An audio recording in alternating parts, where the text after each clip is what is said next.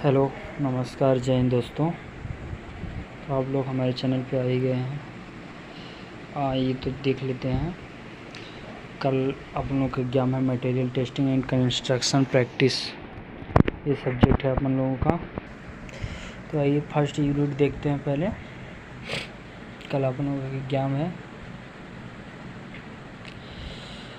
तो यहाँ पे हम देखेंगे इम्पॉर्टेंट क्वेश्चन जो कल एग्ज़ाम के दृष्टि से काफ़ी इम्पॉर्टेंट है और हमेशा आए हुए क्वेश्चन हैं, जो बार बार रिपीटेड क्वेश्चन है। वो कॉन्सेप्ट ज़रूर देखेंगे ताकि कोई भी क्वेश्चन छोड़ के ना आए, बहुत अच्छे से करके आएंगे पेपर। और टेंशन लेने की कोई बात नहीं है, बहुत आराम से पढ़ेंगे, बहुत आराम से अच्छे से नंबर लेके आएंगे। तो ठीक है, देखते हैं यूनिट फर्स्ट में क्या है हमारा। स्कोप ऑफ स्टडी देखते हैं। यूनिट फर्स्ट में क्या है हमारा। यूनिट फर्स्ट में कितने पार्ट हैं? यूनिट फर्स्ट में हमारे 4 पार्ट हैं। 4 ही है, हाँ नहीं 8 पार्ट है। तो देखते हैं स्टार्टिंग से।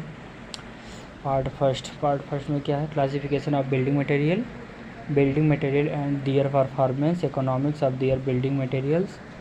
और पार्ट सेकंड में है stone requirement of good building stone, characteristic of building stone. तो इसको देखने में ज़्यादा टाइम न व्यस्त करते हुए चलते हैं पार्ट फर्स्ट पे। पार्ट फर्स्ट में हमारा कंसेप्ट आउटलाइन ज़रूर याद रखेंगे। कंसेप्ट आउटलाइन बेस्ड पे ही ये पार्ट फर्स्ट होगा, पूरा पार्ट फर्स्ट इसी पे डिपेंड करेगा। तो देखते हैं हमारा बिल्डिंग मटेरियल क्या है।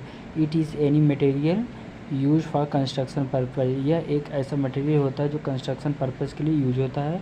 Many naturally occurring substance such as clay, काफ़ी मतलब अलग अलग प्रकार के मटेरियल यूज होते हैं, जैसे क्ले है, सैंड है, वुड है and rock have been use as a building material for construction of a building और स्ट्रक्चर। यानी बिल्डिंग स्ट्रक्चर बनाने के लिए जो जो यूज होता है वही है बिल्डिंग मटेरियल। जैसे हमारा क्ले हो गया, सैंड हो गया, वुड हो गया, रॉक्स हो गए, ये सब हमारे बिल्डिंग मटेरियल में के अंतर्गत आते हैं।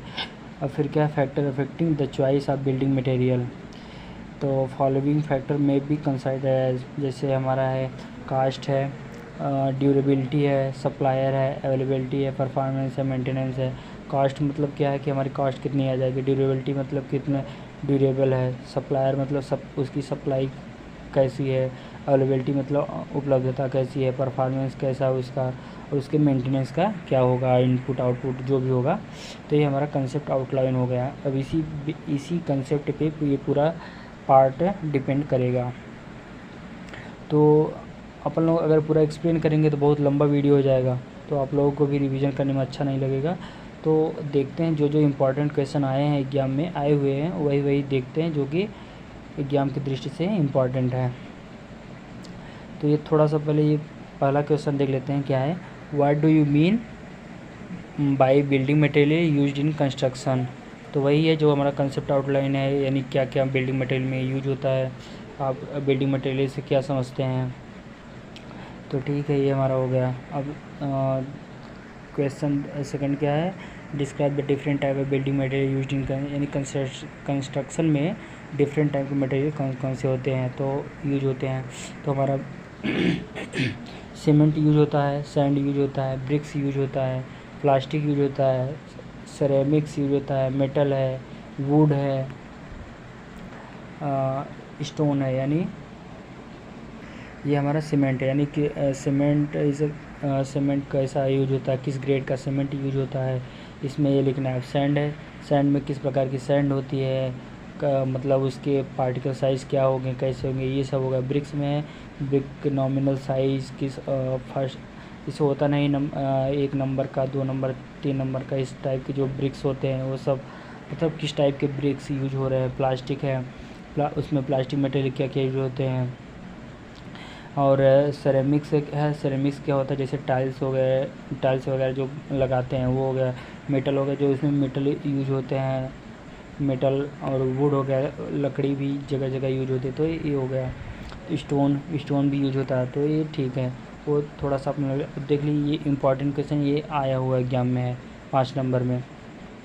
What are the factor influencing the choice of building material. तो बिल्डिंग मटेरियल के influencing, what are the factor यानी क्या फैक्टर है influencing the choice building material, building material की चॉइस के लिए फैक्टर क्या क्या हैं। पहला है हमारा कॉस्ट है, उसकी कॉस्ट क्या होगी, वन इम्पॉर्टेंट, तो इसको पूरा देख लेते हैं, तो मतलब हेडिंग देख लेते हैं। तो हमारा कॉस्ट है, ड्यूरेबिलिटी है, अवेलेबिलिटी है, परफॉर्मेंस है, मेंटेनेंस है, तो ये हमारा फैक्टर है जो इन्फ्लुएंस करते हैं, ठीक है। तो पहला हमारा कॉस्ट है one important consideration when choosing building material is the cost. Choose building material that will serve you well for a long time and this will end up being cost efficient. फिर है हमारा durability, the building material should be more resistant to decay, moisture and other environmental hazard, यानी durability मतलब क्या है कि अच्छे long term के लिए होनी चाहिए, दशकों तक चलने चाहिए, और उसमें जो नमी वगैरह हो वो सब ना जाए, इन्वायरमेंट से उसको बचाने के लिए ड्यूरेबिलिटी होती है। अवेलेबिलिटी का है, अवेलेबिलिटी है कि it is always advisable to buy readily available material, यानी इसकी उपलब्धता कैसी है, कितनी आसानी से है। This help to ensure that you do not have to wait for long to get material, यानी अवेलेबिलिटी मतलब अगर मटेरियल लेना है बिल्डिंग मटेरियल का, अगर वो उपलब्धता बहुत काफ़ी दूर है तो उसकी कॉस्ट ज़्यादा हो जाएगी, और उसमें उसको लाते कुछ उसमें हानि हो सकती है, टूट फूट हो सकती है, ये सब हो गया। और परफॉर्मेंस क्या है, select material that have the structural capability to support the building load, यानी उसकी परफॉर्मेंस कैसे है, बिल्डिंग का लोड सह पाएगा कि नहीं, यानी झेल पाएगा कि नहीं, ये सब हो गया अपन का परफॉर्मेंस में। The material selected should also, ये वाला देखेंगे, सेकंड पॉइंट क्या है ये, the material selected should also make it possible for the occupant to live comfortably without any adverse effect like those caused by, यानी अगर हम बिल्डिंग तैयार कर लिए उसमें रह रहे हैं तो उसमें हमको कोई किसी प्रकार की प्रॉब्लम नहीं होनी चाहिए। ये हो गया हमारा परफॉर्मेंस। अब मेंटेनेंस है, मेंटेनेंस में the best material are those that are easy to maintain, maintenance will help to keep the building looking good for a long time, यानी मेंटेनेंस होता है, आप लोग मेंटेनेंस तो समझ ही रहे हैं ना, उसके लॉन्ग टाइम के लिए उसकी एज बढ़ जाती है, या तो फिर उसकी लुकिंग अच्छा होता है, गुड लुकिंग हो जाता है, ये हो गया। अब सेकंड में क्या है, good quality building material will usually require less maintenance, अगर अच्छी मटेरियल का यूज हुआ है बिल्डिंग के निर्माण में तो उसके मेंटेनेंस का खर्च भी कम आता है और उसका मेंटेनेंस कम करना पड़ता है। ये हो गया हमारा, ये हमारा कौन सा क्वेश्चन था, what are the factor influencing the choice of building, यानी बिल्डिंग मटेरियल को चॉइस करते समय क्या क्या फैक्टर ध्यान देना चाहिए, ये हमारा क्वेश्चन हो गया। यानी हम क्या क्या इसमें देखेंगे, कॉस्ट है, ड्यूरेबिलिटी है, अवेलेबिलिटी है, परफॉर्मेंस है, मेंटेनेंस है। तो अब ये क्वेश्चन क्या है, discuss in detail all major property of building material.